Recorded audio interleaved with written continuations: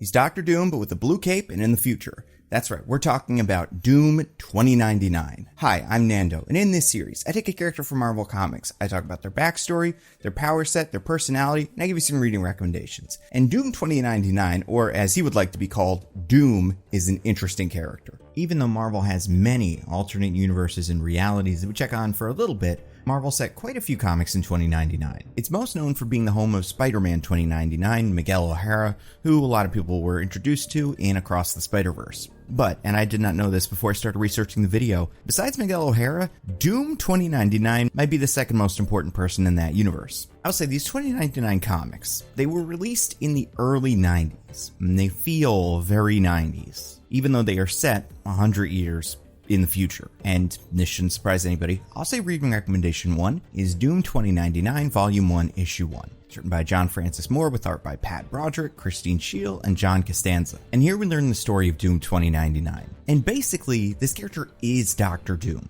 Like, he shows up in 2099 Latveria and believes himself to be Dr. Doom. But he has amnesia and everything's different, so he's a little confused. He finds out that Latveria is under the control of a character named Tiger Wilde. He's a cyborg who saved the country from the corporations because this is 2099, so the corporations are in charge of everything. And at a certain point in history where Doom was absent, the corporations tried to take Latveria, Tiger Wilde was able to fight him back, and then he became the new leader of Latveria. Doom 2099, or we'll just call him Doom because that's what he calls himself, does not like this, so he goes over to Tiger Wilde, but Tiger Wilde beats him up. He takes Doom's armor, and he scars Doom, who before this moment was not scarred. And this is where Doom meets some allies. First one is Fortune. She's a tarot card reader. Get a lot of Romani characters here. She is one of them. In fact, Tarot is part of a clan called the Zafiro clan, which are actually descended from Dr. Doom himself. Along with Fortune and some of her allies, Doom infiltrates the Pixel Corporation and gets all kinds of nanotech enhancements and a new set of armor. This one is blue. And this is where he starts going by Doom. He decides to take Latveria back from Tiger Wilde, who has the ability to redirect energy, so he's a difficult character to beat if you're not expecting that. But Doom does a clever trick and destroys the entire mountain that they're in, but Doom's armor gives him many abilities, one of which is the phase shift ability. So Tiger Wilde is crushed underneath the mountain, but Doom is able to phase safely out and take control of Latveria. So the rest of this comic, and this intertwines with a lot of other 2099 stories that were going on, because this was a big deal at Marvel around this time, but these comics are pretty much all Dr. Doom meeting a thing, going, well, that's interesting, and then taking it over over the course of maybe 4 or 5 issues. So he meets different countries, different corporations, different planes of existence, makes some friends, comes up with a new skill, and then manages to conquer that for Latveria, building up his power. One other thing that's kind of important about these comics, they all end with a fancy quote. And by fancy quote, I mean a lot of the ones in the beginning are lines from Shakespeare's Henry V, but as it goes on, sometimes it's philosophers or politicians or whatever. It's an interesting flavor to the book. Makes it feel serious, because that's what it's going for, and that's what Dr. Doom is. In any timeline, in any version of Dr. Doom, is an incredibly serious figure who will stop at nothing to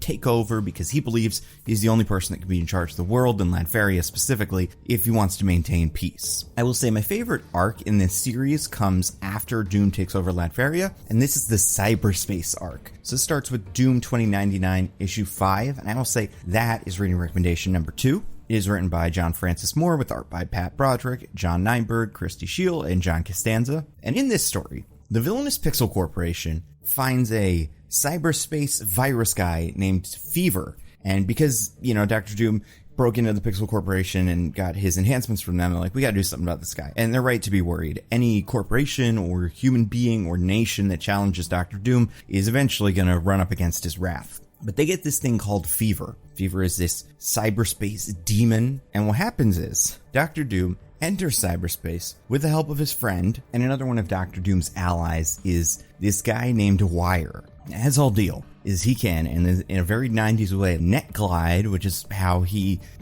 physically does this when it's like the Matrix. You lay down on the thing and your brain goes into the computer because it's the 90s. He has a surfboard and everything, and Doom and Wire need to go into cyberspace because Fever, the virus, has infected Doom's nanotechnology systems, and they need to go defeat this technology monster. And it is exactly what this was always like in the 90s. There's lots of lines and radical stuff, but also meets constructs of like a fake Fantastic Four team, and also certain gods of the internet, kind of, that are like physical people, and there's all kinds of other net riders and other like sentient parts of cyberspace. It is so funny and stylish, and so specific to its time. I also enjoy Doom 2099 because in these books, Dr. Doom, obviously, he's Dr. Doom, so he'll do whatever. Like, he's just like, all right, I'll just go kill that guy, whatever. I have to because I'm Dr. Doom and I can. Obviously, it's not a problem for me. But what's fun about that in Doom 2099 is, like, usually we understand the stakes of these things. And maybe this is different if you were reading these as they were coming out and you read Spider-Man 2099 at the same time. But, like, for me, we're right there with Dr. Doom. Some dude wearing a visor says, listen, Doom, your nanotech suit has been hacked and we need to net glide into cyberspace and figure out how to defeat the program. And it's all just so crazy and there's so much lore. And it's not like a lot of these alternate universes are, where you find like, oh, this is what their Captain America is,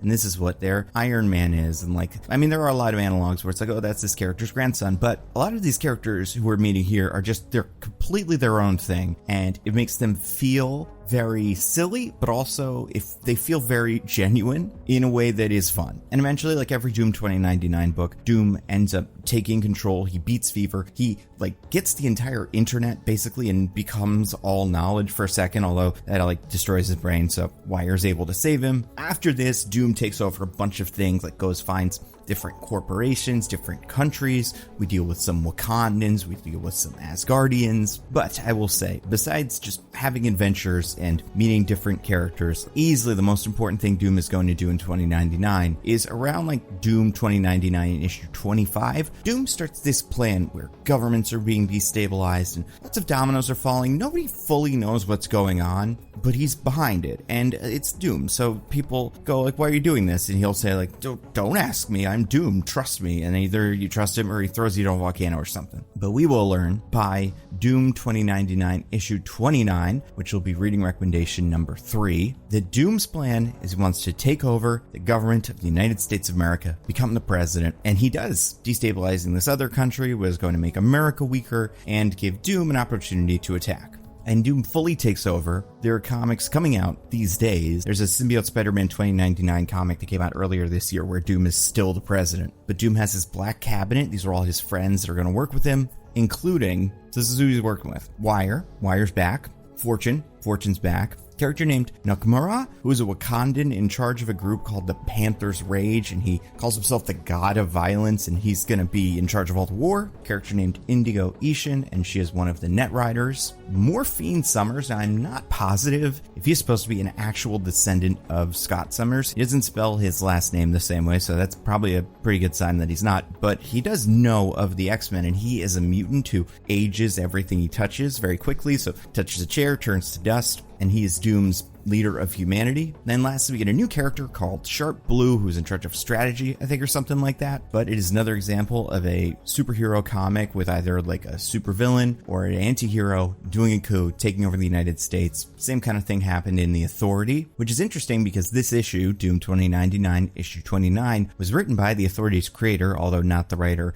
at the time when The Authority did take over the United States, but the creator of The Authority, Warren Ellis, with art by Pat Broderick, John Nyberg, Joe Andriani, and John Costanza. Doom eventually also enlists the help of the Punisher of that time and the Ghost Rider of that time to maintain order, and I think this is the most consequential part of the Doom 2099 arc. Like I said, all that net gliding stuff from issue 540 is my favorite arc in that series, but this is the one that matters the most. Now, he has come back a couple of times, although not as many as you'd think. One of the last times we saw Doom 2099 was during a Remender's run on Uncanny Avengers. Doom saw the collapse of his timeline, and he was one of the villains recruited by Kang the Conqueror to create the Chrono Corps, which it's kind of complicated, but these were all different supervillains from other timelines, and because of what was going on with the Apocalypse Twins, their timelines were in danger, so they joined up with Kang to stop that future. There's also a new version of Doom 2099 that was created in 2019. It's an interesting story, but there's not very much of them, so I don't think it's like important in understanding what's going on here.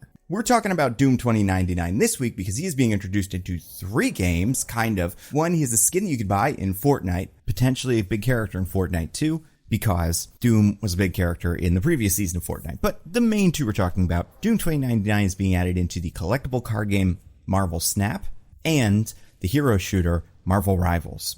Kind of. With Marvel Rivals, it's a little unclear what he's going to be doing because Doom is not yet a playable character. It seems like the conflict in the overall story is that Doom and Doom 2099, or so Dr. Doom and Doom, are fighting for control of the multiverse. I'm sure eventually he will be a playable character. In fact, it seems like probably pretty soon. But as of now, we don't know what's going on with Doom 2099. It's also worth mentioning that the comics are really focusing on Doom now. Doom has just taken over as Sorcerer Supreme. There's a new event coming up called One World Under Doom. And obviously Robert Downey Jr. is going to play Doom in at least some of the Avengers movies, maybe the Fantastic Four movie, who knows. So let's talk about Marvel Snap. He's a 4 cost, 2 power with the card text. After each turn, add a Doombot 2099 to a random location if you played exactly 1 card. Now you should be wondering, what is the Doombot 2099? Well, that is also a 4/2, and it has the ongoing ability, your other Doombots and Doom have +1 power. So this is another card, kind of like the Captain America Shield card, which will come out in a couple of months, where it's unclear, but it seems like the Doombot 2099 Doombots are going to power up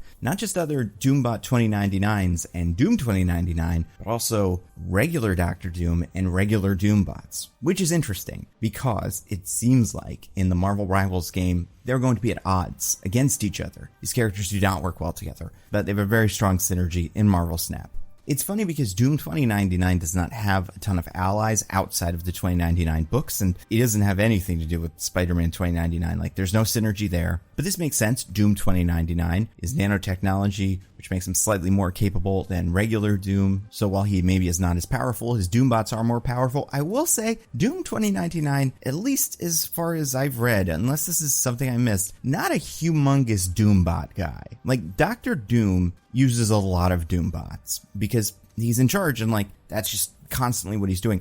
Doom 2099 seems pretty good at delegating. He has other people that he allies with, that he has do his like infantry work that I think in a normal Dr. Doom comic would just be done by Doombots, but whatever, you know, it's like he's a take on the regular Dr. Doom card. Now, is this a good card? I have no idea. I really cannot tell. I think it could be. It sounds cool, and it sounds like the kind of thing that if you can get the right combos going, you can get like an onslaught, that can be pretty effective. But the question is that enough? You know, you're going to be making 1 extra Doombot 2099 every turn. This is probably going to be a very simple, like, magic on turn 3, Doombot 2099 on turn 4, Sandman on turn 5, Doom on turn 6, and I guess maybe Onslaught on 7 on as many of the Doombot 2099s as possible. That might be a winning strategy. I'll say art-wise, this is okay. I like the Ryan Kennard, Eduardo Mello base art. But I will say, the buildings that he's standing in front of don't seem particularly 2099. Like, the 2099 aesthetic is a very specific aesthetic, but whatever. We've also got the Spotlight Cache based off of the Marvel Rivals art. I do think I like that a little bit more, although I wish with all of these Spotlight Cache like variants, there was just more posing, because these characters are pretty dynamic in the game, but in this, they have this very like kind of flat, everybody's just standing around. I think this could be a very cool looking card. Like, for instance, the base art for the Fortnite costume is the same art here, like the same art style, but just a more exciting pose.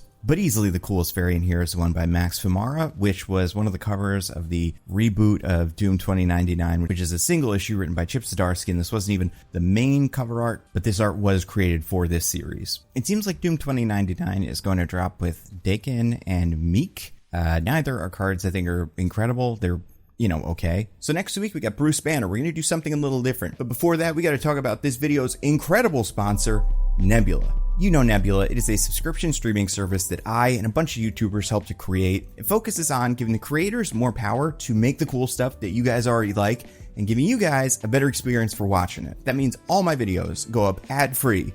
Some of them are early. The Nando V Movies videos are early. The Nando Cut videos are like a little early, but they're not as early because they're like a thing that happened yesterday usually. We curate different video lists based on what people are talking about. So if you're watching that new Dune show, for example, and you want to watch some videos about Dune, we've got a bunch of those. We make that really easy to find. You can just watch that. We also have Nebula Originals. So these are all kinds of things. We've got like a pro shoot of a play by Abigail Thorne. Patrick Willems has made a Christmas special. His full-length feature film about an evil coconut. He's got a new short film coming out with a cast.